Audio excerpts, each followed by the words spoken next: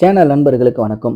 ரீசெண்டா நம்மளோட சேனல்ல பார்த்தீங்கன்னா, கொல்லிமலை தானியங்கள் சம்மந்தப்பட்ட அந்த பேலுகுறிச்சி சந்தையில நடக்கிற நிலவரத்த பத்தி தான் ஒவ்வொரு நாளும் ஒவ்வொரு பகுதியா வீடியோ போட்டுக்கிட்டு இருக்கோம். அந்த வகையில இன்னைக்கு நாம பார்க்க போற 5வது பகுதி பார்த்தீங்கன்னா, நேரடியா நான் அந்த பேலுகுறிச்சி சந்தைக்கு போயிட்டு, எனக்கு கிடைச்ச அனுபவங்கள், நான் தெரிஞ்சுக்கிட்ட விஷயங்கள் தான் உங்க கூட ஷேர் பண்றேன். நான் வந்து பார்த்தீங்கன்னா, இந்த பேலுகுறிச்சி சந்தைக்கு பக்கத்து ஊரு தான். கிட்டத்தட்ட 3 கிலோமீட்டர் மட்டும் தான் எனக்கு டிஸ்டன்ஸ். அதுக்கு பக்கத்துல தான் பார்த்தீங்கன்னா, நான் மளிகை கடையும் வச்சிருக்கேன். என்னோட சொந்த ஊரே பார்த்தீங்கன்னா அதுதான்.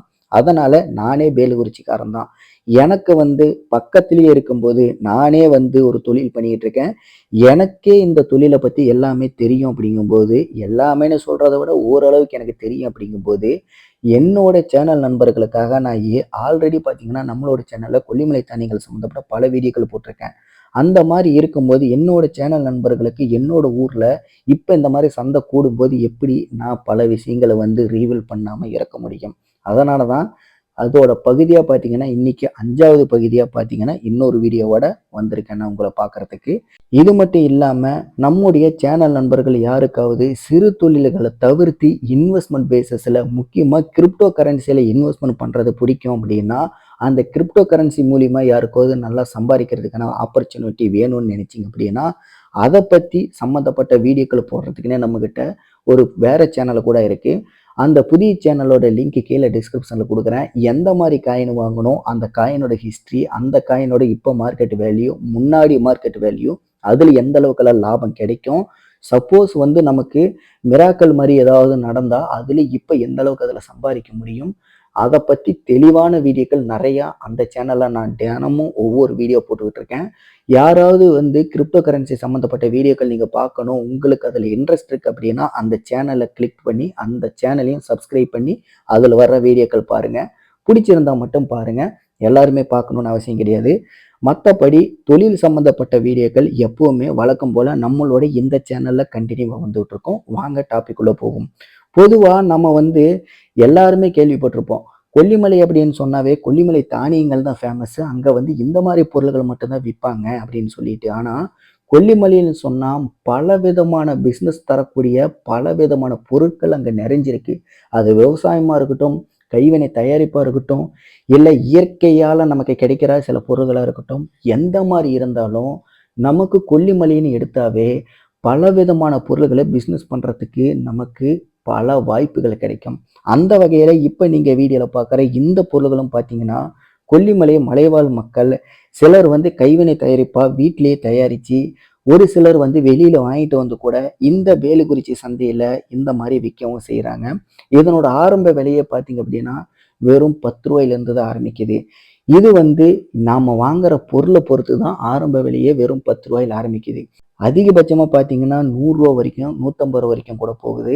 இந்த மாரி மக்கள்கிட்ட தயவு செஞ்சு என்னைக்குமே பேரம் பேசாதீங்க.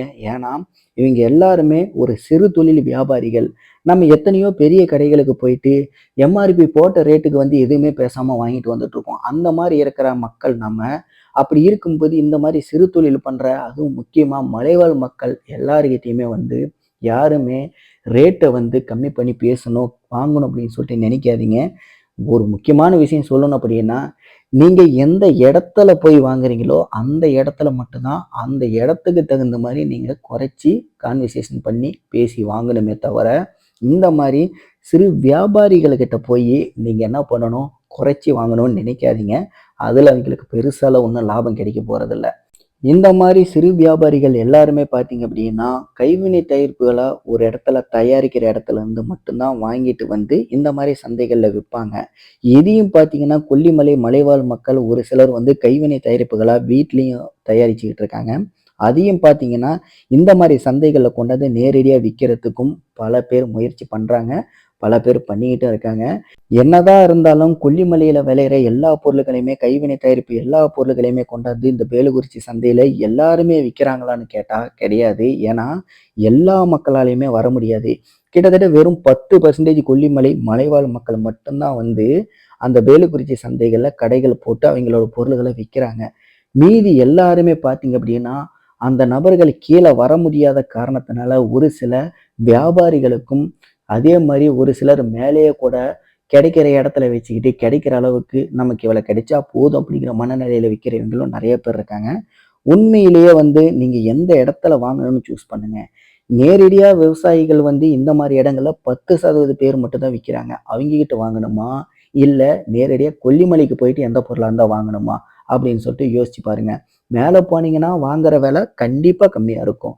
அதே வந்து இந்த மாதிரி சந்தைகள்ல மலைவாழ் மக்கள் வந்து விக்கும்போது, உங்களுக்கு அந்த இடத்துல கிடைக்கிற விலை அப்படிங்கிறது கொஞ்சம் அதை விட அதிகமா தான் இருக்கும். ஆனா, அந்த நபர்கள் அங்கருந்து தூக்கிட்டு வந்து கஷ்டப்பட்டு விக்கிறாங்க பார்த்தீங்களா? அதுக்காண்டி தான் அந்த மக்கள் ஒரு ரேட்டு சொல்றாங்க. அதுல போயிட்டு நம்ம வந்து குறைச்சு பேசுறது ரொம்ப தப்பு. அதுக்காண்டி நான் சொல்றேன். முடிஞ்ச வரைக்கும் வந்து ஒரு ரூ. 40 சொல்றாங்க அப்படின்னா, ஒரு ரூ. 1 ரூ. 2 குறைக்க பாருங்க. எல்லாருமே என்ன நினைக்கிறாங்க, ரூ. 40 சொன்னா ரூ. 30 வாங்கலாமே, இல்ல ரூ. 25 வாங்கலாமே அப்படின்னு நினைக்கிறாங்க. ஒரு தொழில் பண்றவங்க எப்பவுமே வந்து நமக்கு குறைந்தபட்சம் ஒரு 5% 10% இந்த மாதிரி தான் லாபம் வச்சு வித்து ஆகணும். அப்பதான் நமக்கு வந்து ஏத்துக்கூலி, இறக்குக்கூலி எல்லாத்தையுமே கால்குலேட் பண்ணி நம்மளால ஒரு பிசினஸ் பண்ண முடியும். என்னதான் இருந்தாலும் மலைவாழ் மக்கள்கிட்ட நம்ம அந்த மாதிரி பேசக்கூடாது. ஏன்னா அவங்க எல்லாருமே கஷ்டப்படுறவங்க. அவங்க எல்லாருமே வந்து ஒரு தினக்கூலி மாதிரி தான் பார்த்தீங்கன்னா, தினம் நமக்கு இவ்வளோ கிடைச்சாலே போதும் அப்படிங்கிற ஒரு மனசாட்சியோட தொழில் பண்றவங்க. அதனால அந்த மாதிரி நபர்கள்கிட்ட போயிட்டு நம்ம இந்த மாதிரி பேசுறது ரொம்ப தப்பு. அதான் நான் சொல்றேன். இப்ப நீங்க வீடியோல பார்க்குற இந்த மாதிரி பொருட்களும் பார்த்தீங்கன்னா, கொல்லிமலை விவசாயிகள் நேரடியா அவங்களோட கைவினை தயாரிப்புகள தயாரிச்சு தான் கீழ கொண்டாந்து விக்கிறாங்க. நீங்க யாராவது பேலுக்குறிச்சி சந்தைக்கு போனீங்க அப்படின்னா, உங்களுக்கு பிடிச்சிருந்தா இந்த மாதிரி பொருட்கள கூட நீங்க வாங்கலாம். இன்னொரு முக்கியமான விஷயம், இத வந்து நீங்க மளிகை கடையில கூட வாங்கிட்டு வந்து விக்கலாம். ஹோல்சேல் கடையில கூட வாங்கிட்டு வந்து விக்கலாம். இந்த மாதிரி நீங்க ட்ரேடரா இருந்தீங்க அப்படின்னா, உங்களுக்கு தேவையான இந்த மாதிரி பொருள்கள கூட கைவினை தயாரிப்புகள இந்த மாதிரி சந்தைகள், அதாவது இந்த பேலுக்குறிச்சி சந்தையிலேருந்து வாங்கிட்டு போயிட்டு, நீங்க கூட இத ரீசேல் பண்ணலாம்.